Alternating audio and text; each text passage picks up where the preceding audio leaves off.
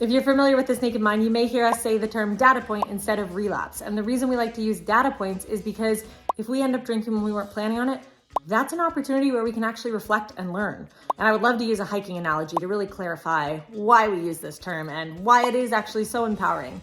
So I compare it to hiking. When I started hiking, I was like, yeah, I'd love to go. When my friend asked me, I'll put on my running shoes and let's head up the hill.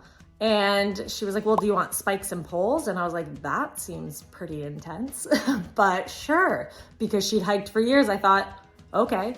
The same way at This Naked Mind, being part of this community, there's people who are just starting out their journey and there's people who are farther along. So those people who are farther along might say, oh my gosh, I went through the exact same thing. Here's what really helped me. The same way that when she said spikes and poles, I was like, yeah, sure. And thank goodness I did, because it helped with my balance. It helped me get up that hill. Did I fall while I was hiking? I sure did. I sure did. But I got back up. The next time I approached similar terrain where it was wet and there was a rock, I knew I had fallen previously. So I thought, you know what? I'm gonna approach this differently next time. The same way that when we reflect on our data points, we can look and respond differently next time around.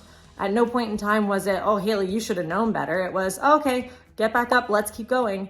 You're starting from experience. You don't have to start from scratch. And at no point was I gonna go back down that hill and start over. I'm just gonna start from where I am with more knowledge and more tools.